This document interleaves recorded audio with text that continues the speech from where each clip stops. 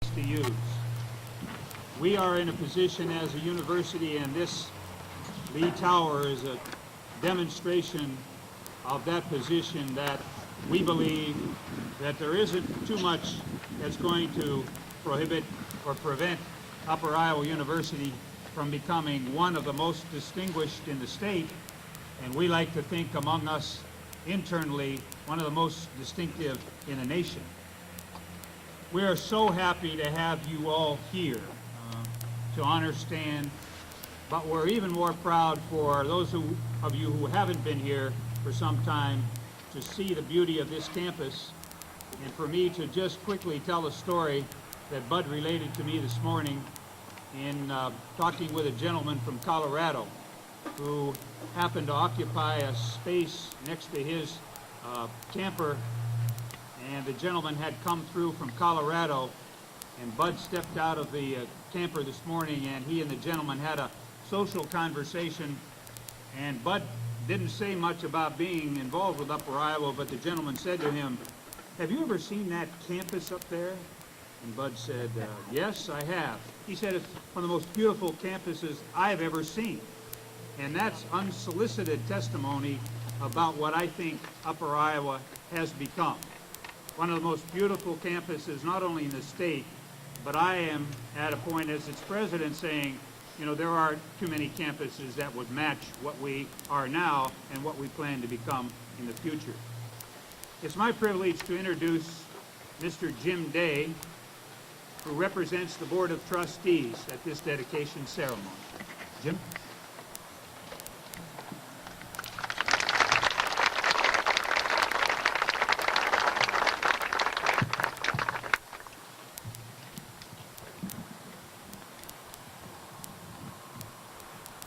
Good afternoon. Approximately a year ago, when we stood here, we had a groundbreaking ceremony for a dream. And as you look behind me, you see that dream has become a reality. I said last year, at approximately this time, it's very unusual to find a Navy man to introduce an Air Force man. And I am so proud and pleased and honored to introduce to you a gentleman by the name of Stan Lee, who has done a tremendous amount for this university. Stan?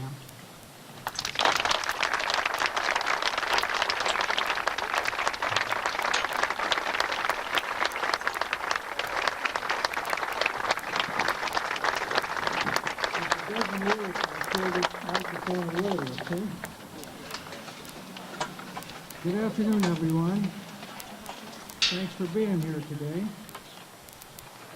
I appreciate this opportunity to respond because I'm well aware that my future opportunities are probably pretty much limited. I want to recognize any members of the Upper Iowa Board of Trustees who are here today, any members of the Fayette City Council, those alumni who have returned for homecoming, and I especially I can't think of the words I want to say, how great it is to have Bill Andrews back amongst us and amongst the living.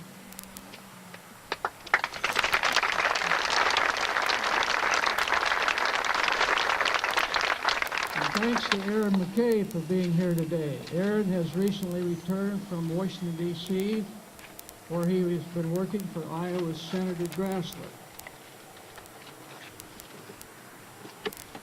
I appreciate this honor, and isn't this building a beauty?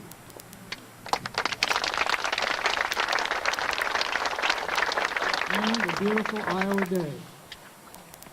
But the real credit goes to the construction crew that worked through the long winter months to erect this beautiful building in record time, from the architect Tom Meyer on down the Prairie Construction Company, their outstanding superintendent Harry, and Upper Iowa's own Ron Crooker.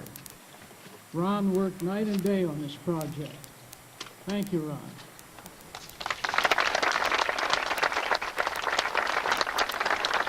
I understand this building is already filled with outstanding students, and I think if they would have reserved the room for me, I might have been tempted to go back to college. I probably do better today than I did years ago when work came ahead of studies, and then the military service came along and swept us all up. But now Upper Iowa must press onward. When I attended here, the football field was right out in front of the present administration building. It was then known as College Hall, and I think most of the classes were held on all floors of College Hall. I well remember one Saturday afternoon at a football game with Luther when Bud Walters caught a pass and Upper Iowa won the game 6-0. I think Bud and Marge are sitting in the audience today. I think that in those days, Upper Iowa people had somewhat of a feeling of superiority or maybe cockiness regarding most of the competitors because Upper Iowa won far more athletic contests than it ever lost under the famous coach Doc Dorman. I know that we always felt we were a little better than the Luthers, the Wartburgs, the Buena Vistas, and others. But in today's world, the situation has probably changed, and we probably cannot maintain that so-called claim to fame because the Luthers, the Wartburgs, the Buena Vistas, and others all have recreational centers, and Upper Iowa does not. In fact, Upper Iowa is one of the few colleges that does not have a rec center. I think it was Louise Scott, Dean of Student Services here, who recently told me that we have had to schedule some of our intramural activities as late as 1 o'clock in the morning in order to get them in. And that just shouldn't be because Upper Iowa deserves better. I feel sure that those of you who are here today love Upper Iowa University or you wouldn't be here. And we cannot ever get into a situation again where we have had problems like we have had in the past. Of course, the problem is, where do we get $5 million or more dollars to build a new rec center? Some might say, why not borrow it? And such might look easy.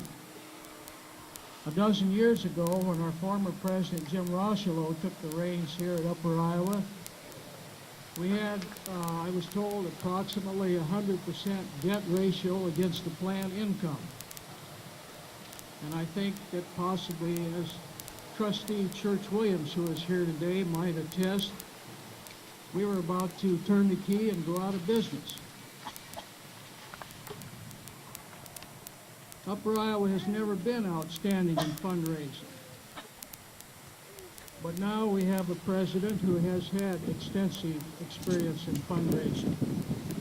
And President and Mrs. McKay, Dan Johnson, Joe Van Buskirk, and Emmett, and others frequently travel the country calling on alumni and friends. And they desperately need our help, and we must respond. I remember reading a story once that there's a reason why all astronomers must work together, because there's no one place on the planet where the entire sky can be seen. Now the same applies to us at Upper Iowa. We must all work together because our sky for a recreational center is large and badly needs the help of everyone. We cannot prevail with only the help of a few. Before I sit down, I'd like to introduce two special students here today. They're special to me because I'm sponsoring them to their education here at Upper Iowa. First, a 20-year-old sophomore from my area in Southern California. She has survived the first cold Iowa winter. And would Would you believe she pulled down 9 A's and 2 B's? She is now living in Lee Tower. Carmen Brown, where are you?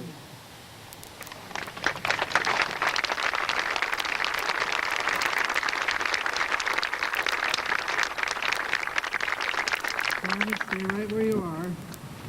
And secondly, perhaps one of the most popular students to ever grace this campus in a long time.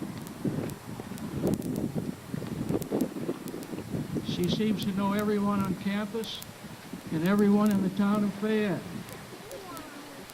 And she seems to be loved by all. She's a foreign student from the small country of Malaysia, and she's here working on her master's degree. Loga, are you out there?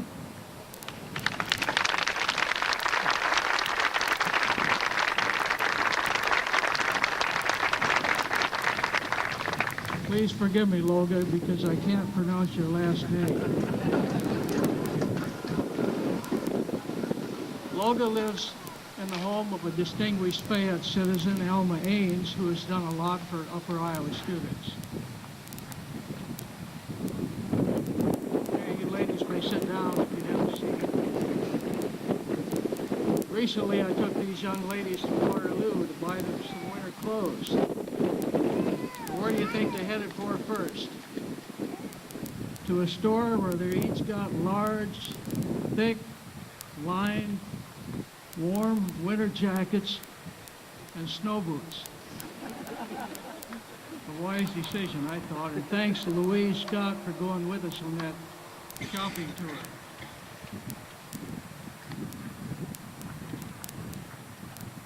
One of the trustees here today, and a member of the Upper Iowa University Athletic Hall of Fame, a friend of mine, Jim Day, did a great job with fundraising for our beautiful Eyeshine football stadium. Now we need as many Jim Days as we can get to do the same for a new recreational center. As some of you probably know, my philosophy has been to try to help our college while I'm still alive as opposed to the alternative.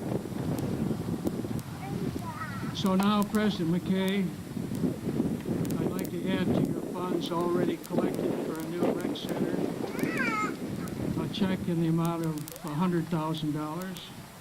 I wish it could be more.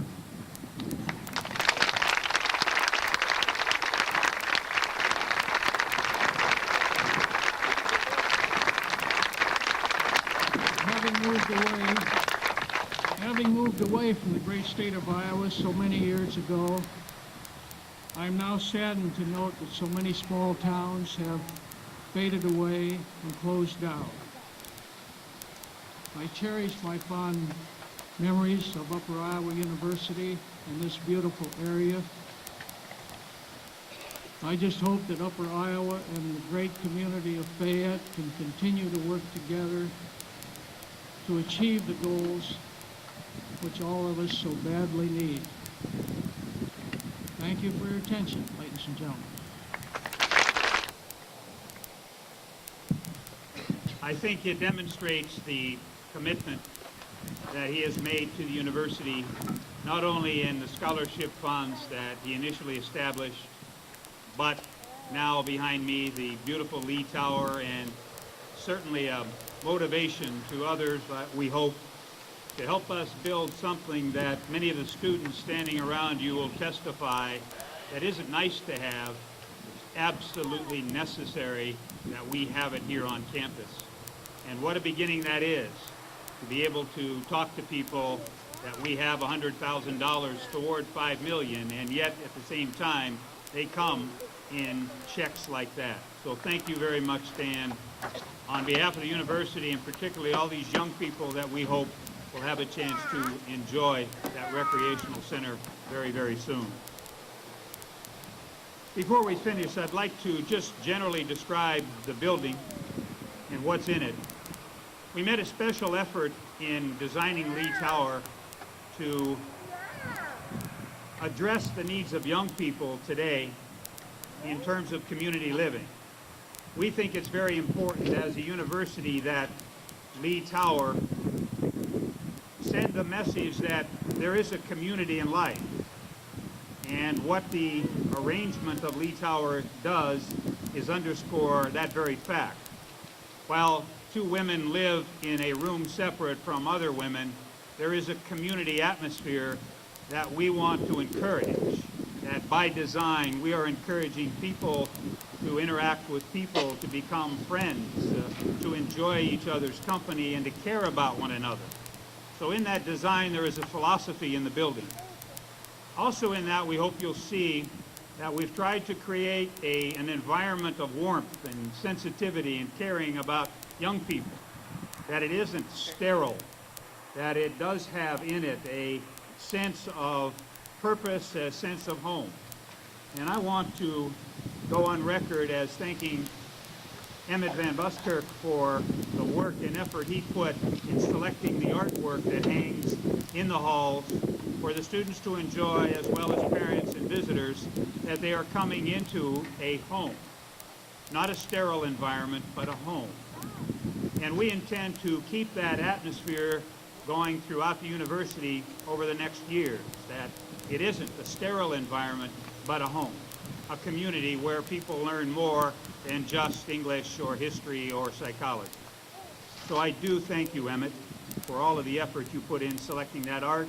We're working on putting more in as time goes on, but I wanted to draw your attention to the design of the building, what's in it, and what it means, that it was intentional, and we hope you'll feel the same way about it as I think our young people do. So with that said, as you enter the building, you'll notice that we have on the ground floor a picture of Mr. Lee that he chose. That demonstrates his commitment to the military, and also it has a message which I'm asking you to pay attention to as you walk through the building, and what it says about his philosophy with respect to the futility of war and anguish among men. We have set up to my left a refreshment table where we hope you'll stay, talk with Stan, talk with us, enjoy the afternoon and hopefully not much of the wind. We have also prepared a tour that will include young people taking you through the building. I don't know, Tim, is there anything particular I should say about how that's done? Should people line up at the sidewalk or? Okay. If you would, line up at this sidewalk. If you'd like to go through the building, we have arranged so that you'll have an opportunity to see the ground floor and some of the suites to give you a sense of that living environment. And these young people coming here in blue jackets are ones that will guide you through the tour. Take your time, enjoy it, and we thank you on behalf of the university and in particular for Stan Lee in paying tribute to him, his generosity, and to this university. Thank you very much.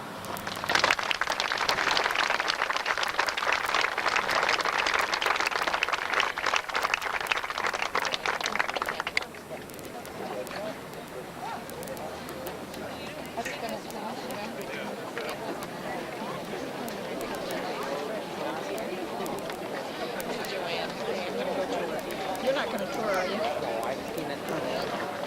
All right. I shall tour. So maybe I will tour. There's an awful lot of well, they have to work. You know, see. Do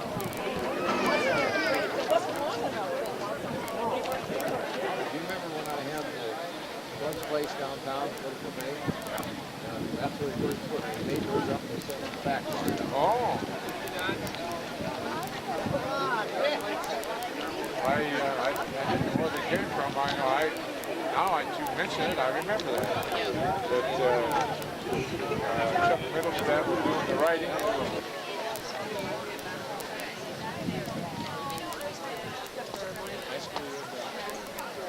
Oh, I'm sorry.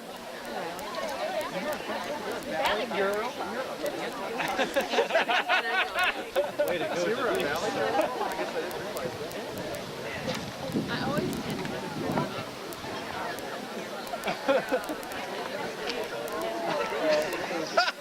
That's too late, but.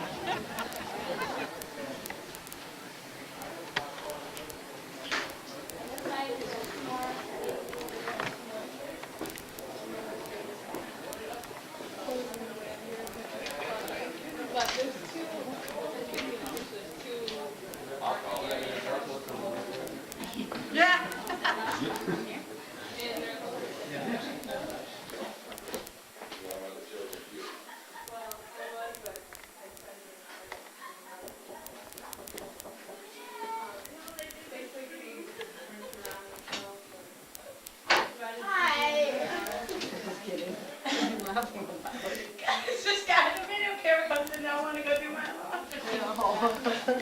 Oh, we're not doing this room. Oh.